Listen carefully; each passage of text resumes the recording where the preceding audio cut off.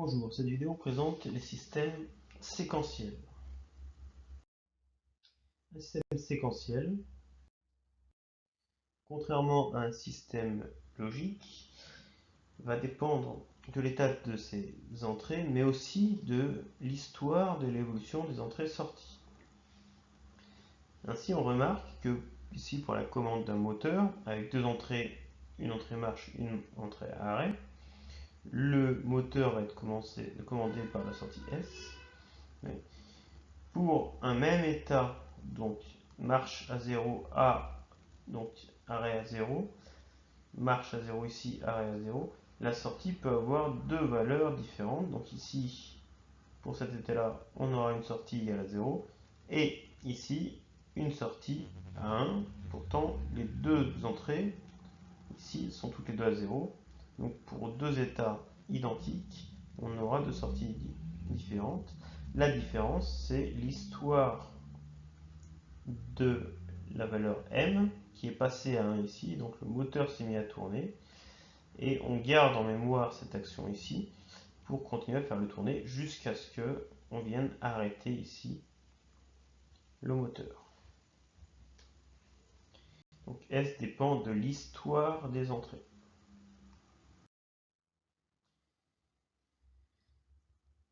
Donc on peut écrire une fonction booléenne permettant d'exprimer S, mais dans cette fonction, il ne suffira pas de prendre en compte les entrées, mais aussi l'histoire des sorties. Donc on peut recommander avec ce qu'on appelle un vecteur d'état, ou ici encore avec un bouclage qui permet de prendre en compte l'histoire des sorties. C'est un système qui est donc capable de mémoriser les informations précédentes. On représentera souvent l'évolution des entrées sous forme de chronogramme, donc en fonction du temps. Nous ferons l'hypothèse que l'évolution des entrées et des sorties sont simultanées. Dans la pratique, si on reprend notre exemple du moteur, il existe un petit temps de latence, donc un petit décalage delta t ici, entre le moment où l'entrée change de valeur et le moment où la sortie change de valeur, qui correspond au traitement de l'information et au temps de transport de l'information. Dans nos modélisations, nous négligerons ces delta t, donc entre l'évolution des entrées et des sorties.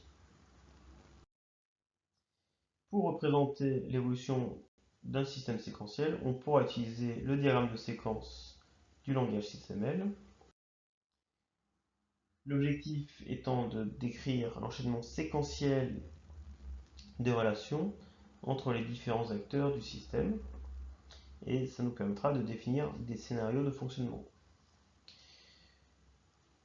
On utilisera généralement plusieurs diagrammes de séquence pour définir le comportement d'un système, qu'on rattachera généralement à des cas d'utilisation. On pourra avoir par exemple un diagramme de séquence pour la phase d'initialisation, un diagramme de séquence pour une phase d'utilisation normale, un diagramme de séquence par exemple pour une phase d'utilisation en mode manuel, un diagramme de séquence par exemple pour un arrêt d'urgence, et ainsi de suite.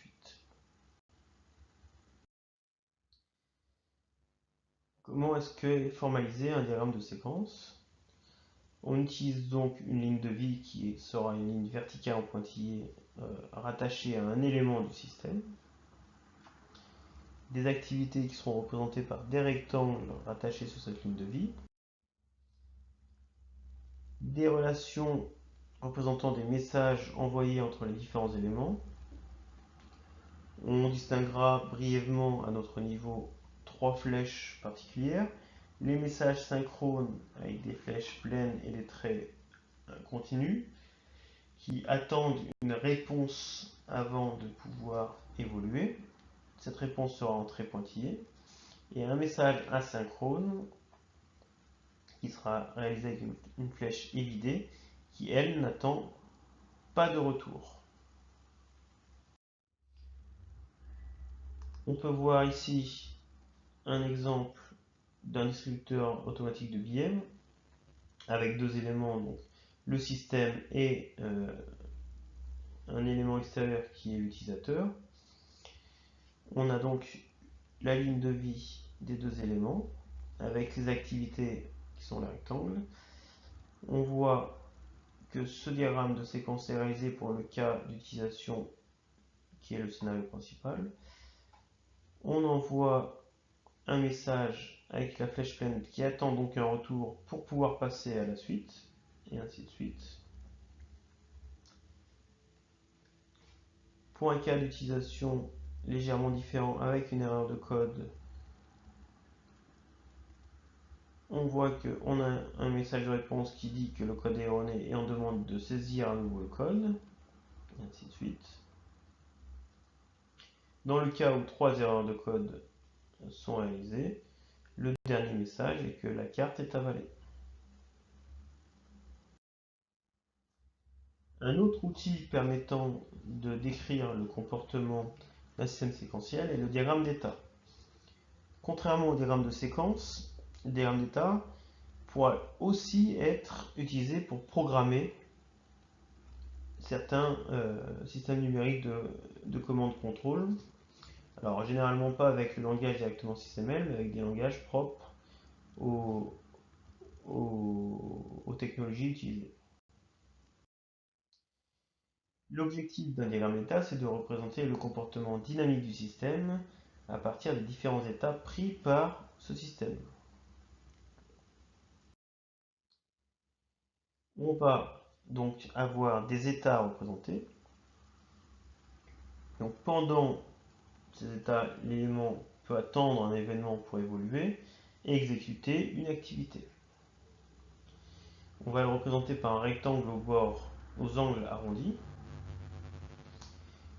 Trois états particuliers, l'état initial qui sera représenté par un point noir, un état final par un point noir cerclé de blanc, et un état composite qui pourra contenir un enchaînement de plusieurs états, et permettant donc de simplifier la représentation de ce diagramme d'état.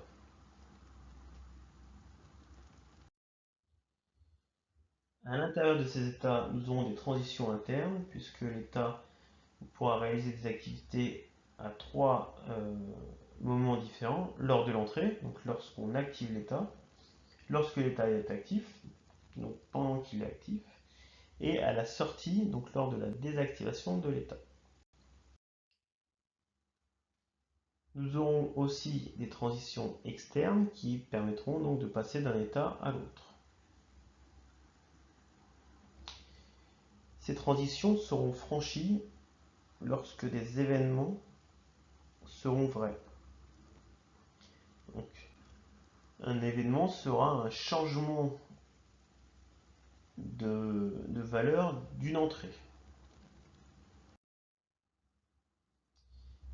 Au niveau de ces transitions, nous pourrons aussi avoir des conditions de garde qui seront des conditions logiques, donc des expressions logiques, qui seront évaluées lorsque l'événement déclencheur se produit. On les écrira entre crochets. On pourra aussi réaliser des activités lors du franchissement de ces transitions que l'on appellera des effets. On retrouve ici notre exemple sur le distributeur automatique de billets avec un état initial qui est ici, un état final qui est ici, et quatre états: un état inactif, un état carte validée, un état code validé, un état transaction, avec certaines activités réalisées lors de carte validée, donc lors de l'entrée, ici, une activité réalisée lors de l'entrée de la transaction, et donc des transitions représentées par ces flèches-ci, avec, par exemple, sur cette transition-ci, un événement qui est lorsque l'utilisateur saisit le code, avec la condition de garde, donc le test, si l'utilisateur saisit le code et que ce code est valide, alors on passe de l'état carte validée à l'état code validé. Dans cette transition, si l'utilisateur a choisi le montant, alors on réalise l'effet demander autorisation à la banque. Donc le système va sans doute envoyer un message à la banque. Une transition particulière qui est cette transition qui sort de l'état inactif et qui va vers l'état actif, c'est une transition réflexive qui a ici pour but de pouvoir rendre la carte si lorsque l'on insère la carte, cette carte est non valide. Ça permet d'éviter de, formaliser le comportement avec un état carte non valide. Voilà, c'est tout pour ce cours sur le système séquentiel.